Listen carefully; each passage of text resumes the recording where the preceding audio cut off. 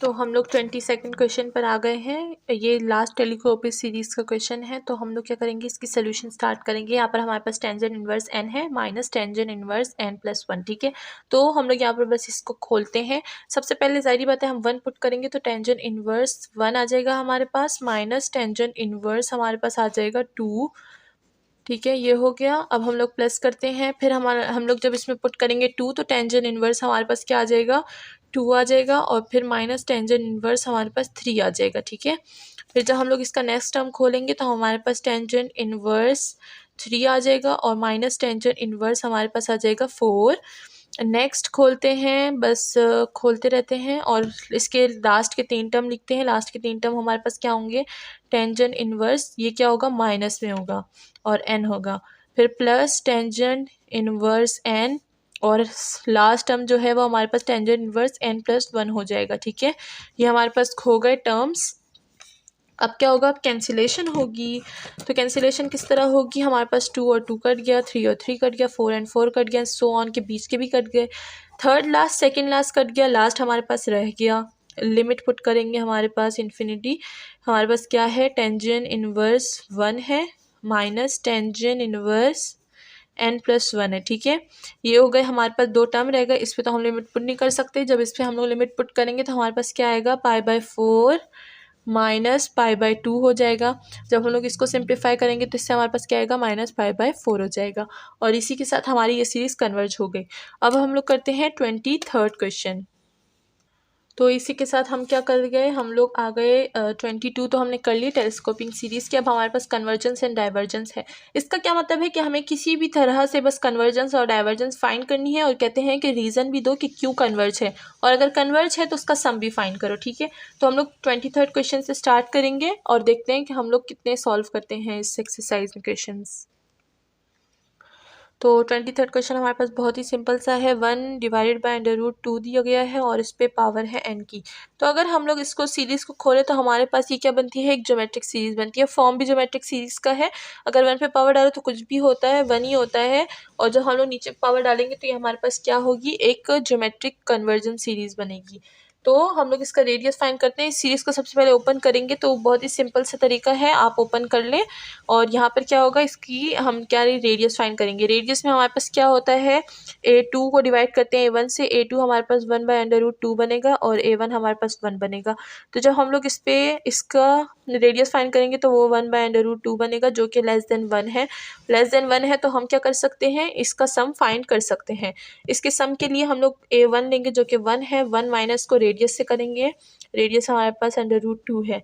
जब हम लोग इसका रेडियस को सिंप्लीफाई करेंगे तो हमारे पास क्या आ जाएगा, ये आ जाएगा √2 ऊपर चला जाएगा और √2 -1 हो जाएगा। इसको सिंप्लीफाई करेंगे और तो 2 प्लस हमारे पास √2 आ जाएगा।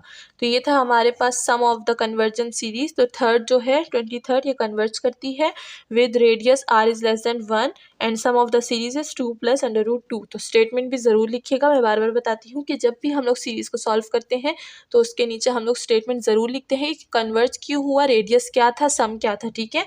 अब चलते हैं नेक्स्ट क्वेश्चन की तरफ।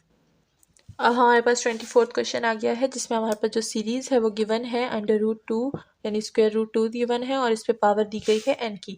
तो सबसे पहले सीरीज़ को ओपन करेंगे। जब हम लोग इस सीरीज़ को ओपन करेंगे तो हमारे पास क्या बनेगी, हमारे पास बनेगी, ये सीरीज़ बहुत सिंपल है तो बस मैं इसके 2 ही टर्म्स ओपन करूँगी, आप इसको ज़रा थोड़ा सा ज़्यादा ओपन कीजिएगा।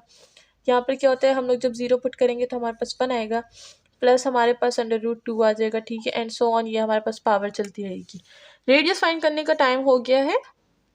रेडियस फाइंड करेंगे, a2 को डिवाइड करेंगे a1 से, तो हमारे पास क्या आ जाएगा, √2। और अगर आप √2 की वैल्यू चेक करें तो दिस इज ग्रेटर देन 1। तो जब भी रेडियस हमारे पास ग्रेटर देन 1 आता है तो हम लोग इसका सम फाइंड नहीं कर सकते and this series is divergent. तो ये हमारे पास पहली सीरीज़ है जो डाइवर्ज हुई है। मुझे बहुत खुशी हो रही है क्योंकि जब भी डाइवर्जेंट सीरीज़ होती है तो हमारे पास क्या होती है, सोल्यूशन शॉर्ट हो जाती है। तो जो 24th क्वेश्चन है वो एक डाइवर्ज हो गया। अब हम लोग चलते हैं नेक्स्ट क्वेश्चन की तरफ। तो नेक्स्ट क्वेश्चन पर आ गए हम लोग। इसमें हमारे पास क्या गिवन है, -1 पे पावर n+1 भी गिवन है। तो सबसे पहले सीरीज़ को ओपन करते हैं। तो यहाँ पर सबसे पहले सीरीज़ लिखते हैं, फिर उसके बाद ओपन करेंगे 3/2 की पावर n, जब इस सीरीज़ को हम लोग 1 पुट करेंगे, यहाँ पर हमें लिमिट 1 गिवन है, तो जब हम इसमें 1 पुट करेंगे तो 3/2 आ जाएगा।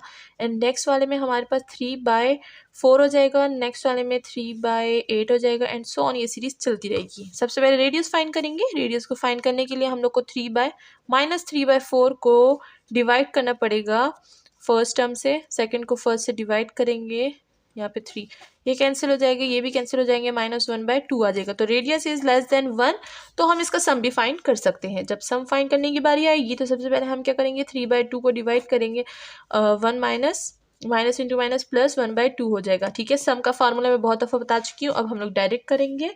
तो यहाँ पर जब हम लोग इसको सिंप्लीफाई करेंगे तो हमारे पास क्या आ जाएगा, यहाँ पर हमारे पास 1 आ जाएगा। और जैसे ही हमारे पास 1 आएगा तो ये हमारे पास सीरीज कन्वर्ज हो गई with radius r is less than 1 and sum of the series is 1। ठीक है, तो ये मैं जो आपको स्टेटमेंट बता रही हूँ यही स्टेटमेंट आप लिख सकते हैं, और अगर आपको ये वाली अच्छी नहीं लगती तो आप कोई दूसरी स्टेटमेंट भी लिख सकते हैं, जो आपको पसंद हो आप वो स्टेटमेंट लिख दें। अब चलते हैं नेक्स्ट क्वेश्चन की तरफ। नेक्स्ट क्वेश्चन को अगर हम लोग देखें तो इसको हम लोग लिमिट से कन्वर्ज और डाइवर्ज बता सकते हैं इसका, क्योंकि इसकी जब सीरीज बनेगी तो वो भी डाइवर्ज करेगी। तो हम लोग क्या करते हैं, लिमिट पुट करते हैं इस पर n to infinity -1 n+1 and n। तो अगर हम लोग इसकी डिफरेंट इस पे लिमिट पुट करें तो वो हमारे पास क्या आएगा, वो हमारे पास 0 के इक्वल नहीं आएगा। ठीक है, तो यही हमारे पास हो गई कि ये हमारे पास डाइवर्जेंट सीरीज है। बहुत ही सिंपल सा आंसर था इसका। अब हम लोग 27th क्वेश्चन सॉल्व करते हैं। तो अगर हम लोग इसकी बात करें तो हमारे पास cos n पाई गिवन है। इसको भी अगर हम लोग क्या करें, लिमिट से सॉल्व करें तो ये हमारे पास एक डाइवर्जेंट सीरीज बनेगी। क्यों?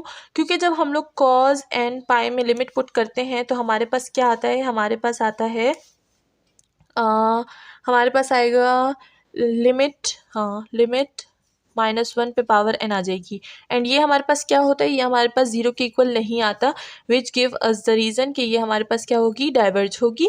तो ये हमारे पास इसका रीज़न हो गया। और ये हमारे पास क्या है, ये हमारे पास एक कंटिन्यूस नॉन डिक्रीजिंग नहीं, हमारे पास कंटिन्यूस डिक्रीजिंग सीक्वेंस है।